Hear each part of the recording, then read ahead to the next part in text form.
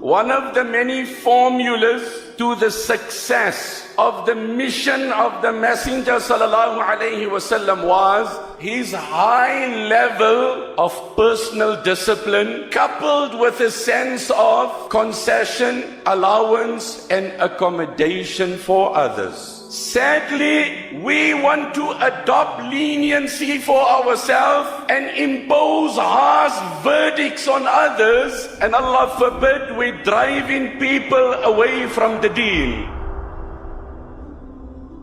I cannot and will not forget this American revert. He said, I walked into a masjid 3 years after my shahada, a prominent figure, and I don't want to mention his name. And as I entered into the masjid, a brother pastor remarked, what kind Muslim is this with long hair like this? He said, I went back home, and I'm telling you, Sheikh, from the day I became a Muslim, I was never tempted to leave Islam more on any day than that day. But the tale gets more intriguing. I debated at home, do I abandon Islam or do I hold on? Allah guided me, Allah rescued me. I shaved my hair because I was on a guilt mission. I stopped attending the masjid. Few days later, I mastered the courage to attend the masjid. Then I decided to study Islam, only to discover that the Messenger sallallahu alaihi wasallam had long hair. Even if you are strict on yourself, the teachings and the temperament of Islam and the legacy of Muhammad sallallahu alaihi wasallam is not to be strict on others.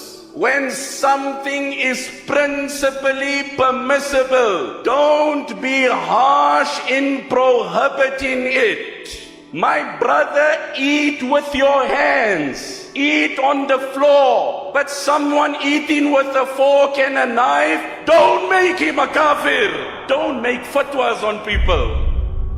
Oh man, Imam Ghazali, وَكُنْ كَالْمُؤْمِنِ يَطْلُبُ الْأَعْذَارِ وَلَا تَكُنْ كَالْمُنَافِقِ يَطْلُبُ الْعُيُوبِ. Be like a believer who looks for an excuse, and don't be like a munafiq who's searching for a flaw. 3 days ago, I was in Turkey.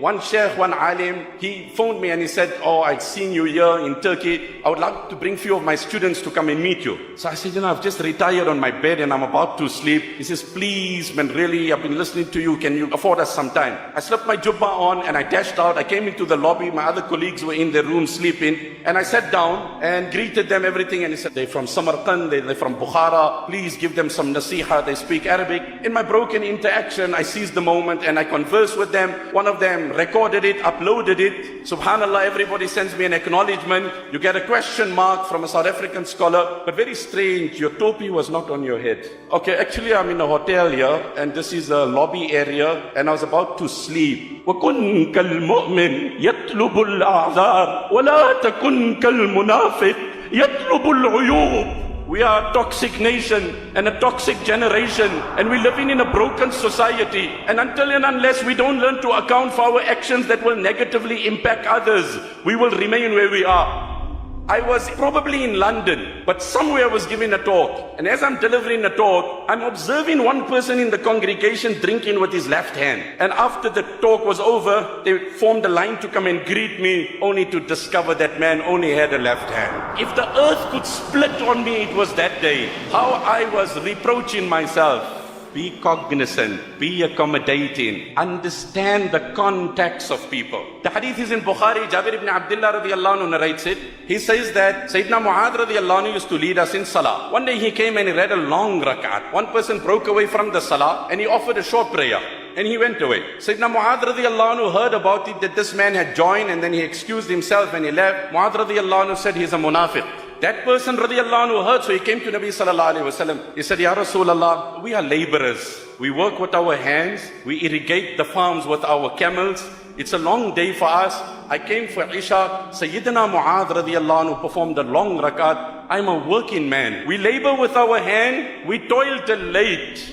And then Mu'adh radiallahu anhu performed a lengthy rak'at, O Nabi of Allah. So I offered a brief salah. Now he's saying that I'm a munafiq. Our Habib sallallahu alayhi wasallam addressed Sayyidina Mu'adh radiallahu anhu with utmost veneration and respect and reverence to the galaxy of Sahaba. We narrate it to the extent that it is narrated. Afattanun anta ya Mu'adh? O Mu'adh, are you making fitna? Read wa shamsi wa duhaha. And read Sabbih Isma Rabbikal A'la. Then the Nabi of Allah said, when you perform in salah yourself, perform as long as you want. But when you lead in my ummah in congregation, please take note of the woman in that congregation, the children in that congregation, the weak one in that congregation. I'm performing salah and I hear a child cry, then I make my salah short.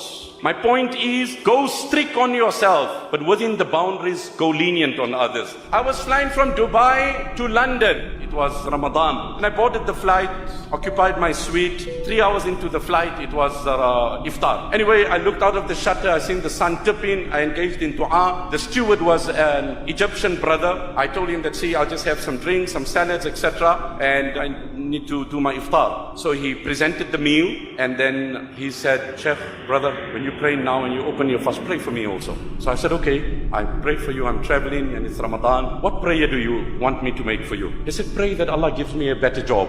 So I said, you working in the first cabin, many in the business and economy would be envying you. As he said that, he teared, and as I seen him tearing, I'm tearing. He said, I have a job that gives me a high salary, but you know, as a believer, I wasn't supposed to sell alcohol. Circumstantially, I find myself in this job, but I cry within myself daily that Allah gives me another job so I don't have to present alcohol. وَكُنْ كَالْمُؤْمِنِ يَطْلُبُ الْأَعْذَى وَلَا تَكُنْ كَالْمُنَافِقِ. Go and see the good in the ummah. Don't condemn our youth in the universities.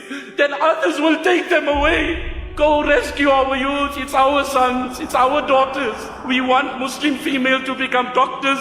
If we're going to shun them, who will pick this ummah? Everyone there is not doomed.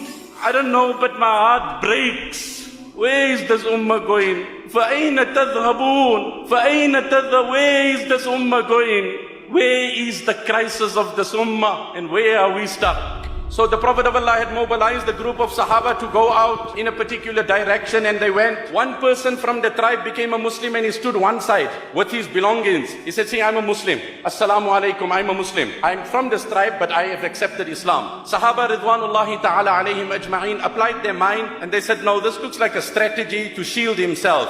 And they struck at him. And then of course, they came back and they narrated the whole incident to the Prophet sallallahu alayhi wasallam. And then Allah revealed the verse. Ya ayyuhalladhina amanu idha darabtum fi sabilillahi fatabayyanu. Investigate. Don't pass judgment. وَلَا تَقُولُوا. And don't say, لِمَنْ أَلْقَى إِلَيْكُمُ السَّلَامِ. He's offering peace. Don't tell him, لَسْتَ مُؤْمِنًا. Do not say to someone who says to you he's a Muslim, you're not a Muslim. كَذَلِكَ كُنْتُم مِّن قَبْلُ. You were like this before. فَمَنَّ اللَّهُ عَلَيْكُمْ. Allah had mercy on you. This is how you were before. Remember where you were. A brother came to me, he said, isn't but the stunned meat is not good? I said, of course, it's not an ideal situation. Absolutely. I said, brother, how long are you eating pure, organic, unstunned? He said, 2 years. And I said, prior to that? He said, Allah forbid, I was even eating haram. I said, the ummah is where you were. The ummah is where you were. Together we hold them, together we love them, together we encourage them that they can realize the beauty, bring in extreme discipline on ourselves, and within the bounds of Sharia, trying to win their confidence. Consider others to be true Muslims, fear hypocrisy for yourself. Doubt your ikhlas, trust the ikhlas of others. Then we move in. Then we're going ahead. I'm saying open your arms up, bring a discipline in you. Don't judge any person. Someone said it so beautifully. Allah has concealed whose actions are accepted. So every one of us remains in a state of panic till we die. I don't know where I stand, my brother. You don't know where you stand. You completed the exams, but you don't know the result. وَجَعَلَ الْعِبْرَةَ بِالْخَوَاتِيمِ لِأَلَّا يَغْتَرَّ أَحَدٍ. And Allah has made the judgment on your last action so nobody becomes arrogant in his life. Allah said, I will decide al-ibratu bil khawa. How did you die? What was your last words? Allah has made the final result on how we die. So nobody can lift his head high, because I don't know where my death will find me, and you don't know where your death will find you. Allah, you grant us ease, Allah. Allah, you grant unity to this ummah.